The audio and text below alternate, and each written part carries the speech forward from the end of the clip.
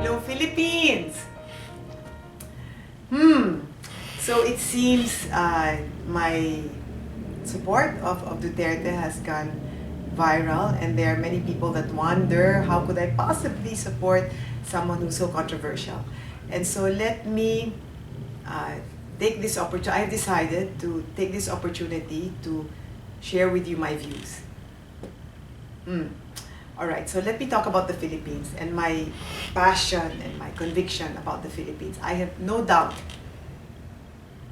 on my mind that we can have a country without poverty. I know it. We can do it if we just take care of our resources. I say this because I have some experience of dealing with communities and getting them out of poverty in like record time. The key to this is the care of the environment, the key. And that's why I'm so passionate about the environment. So let me show you the obstacles to this. This is the Philippines. We're not a desert island, or we're an island ecosystem. That's where you have mountains and forests and mangroves and fishery resource. It's an island ecosystem. So anything done in that island sets a domino effect in the whole scenario. In that understanding, let us now see that the Philippines is the most vulnerable country to climate change. Number 1 and number 2 is Vanuatu and Tonga, but they are one islands. Okay, the Philippines is 7,000 islands. So in terms of temperature increase, typhoon incidents, decrease in rainfall, I mean everything, earthquake-prone areas. By the way, this is from the Manila Observatory. Earthquake-induced shallow landslide, distribution of volcanoes, tsunami-prone areas, everything. The Philippines is number 1. And this is validated by our own experience growing up. I mean, every year classes are suspended. And look at this, just as late as November, December last year, typhoons getting fiercer, Philippines faces deadlier typhoons, Mindanao braces for more floods, you name it. This is just November, December. Knowing that, what if I were to tell you, like clearly, it's getting worse and worse. We're in a geohazard zone. The country, let me repeat it again because this is really very important. The country is in a geohazard zone. We are vulnerable to changes in climate and things like that, disastrous things. In that understanding, what if I were to tell you that the mining that is practiced in this country is banned in Canada, is banned in Australia, and this is called open pit mining. 95% or more of the mining that is practiced in this country is open pit.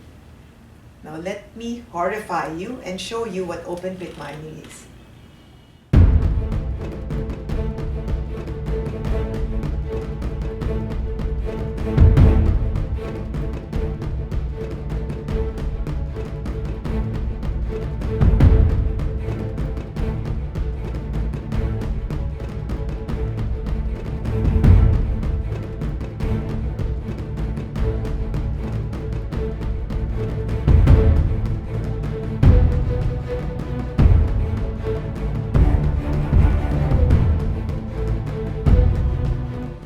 Isn't that horrifying?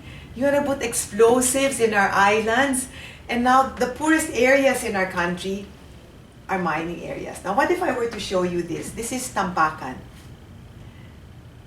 I showed you what open pit mining is. What if I were to tell you that in Tampakan, what they want to do is put up an open pit mine of 700 football fields. You know how big one football field is? This is 700 football fields affecting 4 provinces. Cotabato, Sultan Kudarat, Davao del Sur, and Sarangani, and 6 rivers. An open pit mine, 4 provinces, 6 rivers, and on top of hundreds and hundreds of hectares of agricultural land. I went there myself. That's like the food basket of Mindanao. It's crazy, and yet this mining endeavor got an ECC. It's okay. Okay, now let me show you this. The red lines are fault lines, and the round circles over there are where they're going to put that explosives. You're going to stimulate geodesic activity. Okay, let me show you another picture. Again, I took these pictures myself. This is small-scale mining. This is not large-scale mining. This is not even 1/10 of a football field. This is using hoses of water to drive away the topsoil. Now, when they do that, and it's done at night because it's illegal, whatever is there goes down, and look at what happens. What's going down, when it hits the agricultural land, it looks like cement. You're going to put up an open pit mine of 700 football fields to do this? It's like crazy. You say, oh, we're going to put up a dam and the dam will never break. But what if it does? And who is taking the risk here?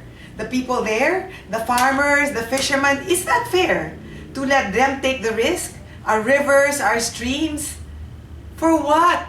For who's going to make the money here?